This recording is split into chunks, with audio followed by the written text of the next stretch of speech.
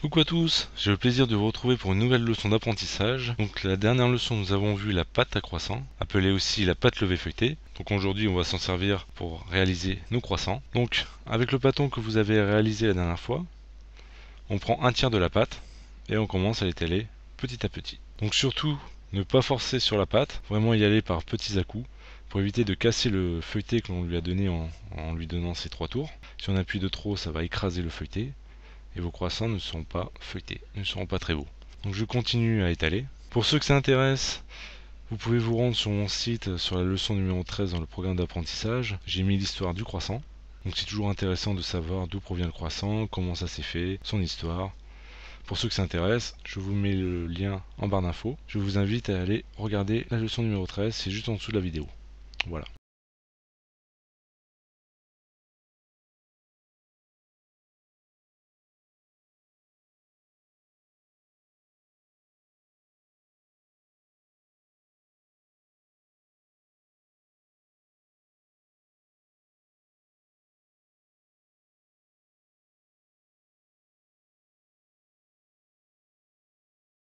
Donc ici j'ai pratiquement fini d'étaler mes croissants. Donc en largeur de ma pâte, je dois arriver à 16 cm. Donc ici je vais tailler une bande. Nos croissants, nous allons les tailler en triangle. C'est comme ça que se fait un croissant.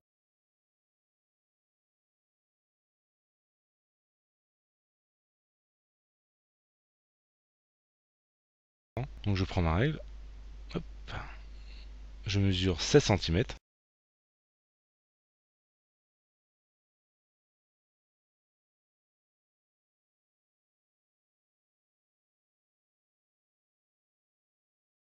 Hop, je taille comme sur le dessus, voilà. Donc surtout c'est important, après si vous voulez faire des plus gros croissants, après c'est à votre goût. Là je vous dis vraiment à quoi correspondent des croissants que l'on fait dans les pâtisseries.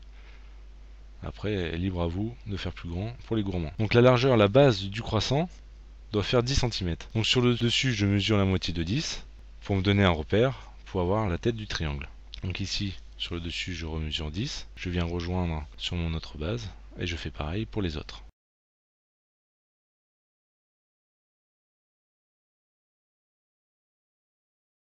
C'est pas très compliqué, c'est tout bête. Il suffit de bien mesurer et ça fait des beaux triangles.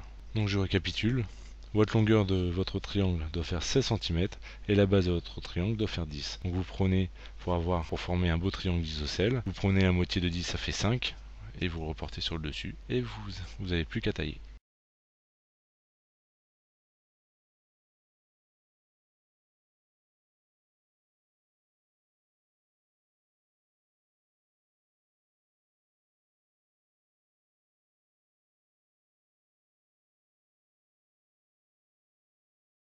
Donc là j'ai bientôt fini, et le petit dernier, et voilà. Donc une fois que nos croissants sont taillés, donc ici on va obtenir 10 croissants de cette mesure.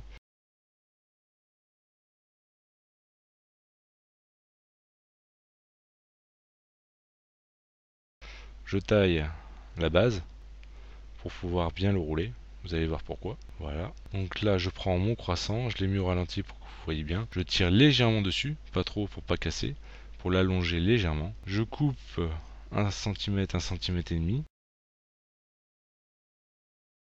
Je ramène les bords vers l'extérieur, vous voyez bien que mes mains, quand je le roule, vont vers l'extérieur légèrement.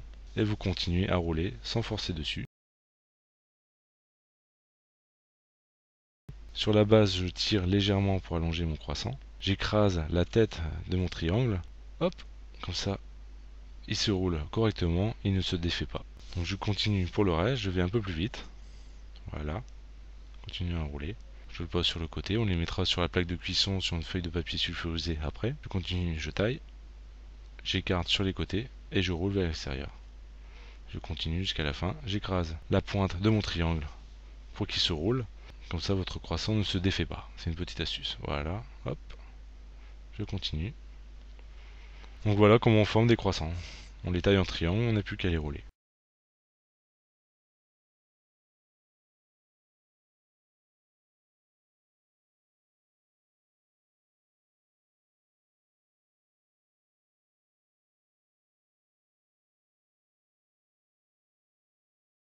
avec donc l'épaisseur du croissant est entre 2,5 et 3 mm d'épaisseur. Donc après j'allume mon four à 50 degrés, je l'éteins pour lui donner un peu de chaleur. J'enfourne mes croissants pour les laisser pousser. Une fois que vos croissants sont poussés, je réalise une dorure à l'aide d'un œuf et d'une pincée de sel. Je les bats bien pour liquéfier correctement mes œufs. Et à l'aide d'un pinceau, je viens dorer comme ici mes croissants poussés. Donc on y va délicatement pour pas faire retomber nos croissants.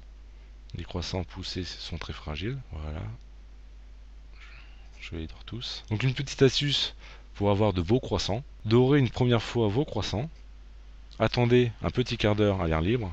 Ne vous inquiétez pas, vos croissants ne vont pas croûter. Il y a déjà une épaisseur une petite couche de dorure dessus. Et on redore une deuxième fois les croissants, car la première fois les croissants, votre pâte a bu votre dorure, il lui en reste pas beaucoup. On dore une deuxième fois, et pour lui donner une belle dorure, comme ici, une belle croûte, uniforme et bien dorée. Ensuite j'enfourne mes croissants à 170-180 degrés, pendant environ un quart d'heure, 15 à 18 minutes. Tout dépend de votre four, tout dépend de la chaleur que vous avez, que vous y mettez. Donc ici on a obtenu, les croissants sont sortis du four. Vous voyez correctement le beau feuilleté et les différentes couches qu'on lui a donné en lui donnant ses tours. Si vous voulez cela sur vos croissants, c'est que vous avez correctement réalisé vos tours et correctement réalisé votre pâte. Voilà, donc la leçon est finie pour aujourd'hui. Donc d'autres leçons sur la viennoiserie vont suivre derrière. Nous verrons ensuite les oranais et les allumettes. Et d'autres leçons sur la viennoiserie viendront bien après. Donc voilà, donc la recette est finie pour aujourd'hui. Je vous invite à me rejoindre sur mon Facebook et mon Twitter. N'hésitez pas aussi à jeter un petit coup d'œil sur le site pour retrouver le programme d'apprentissage, le vocabulaire professionnel, l'histoire sur la pâtisserie et bien d'autres recettes encore illustrées en photo et en vidéo aussi comme celle-ci. Donc voilà, donc je vous dis à bientôt. Bye!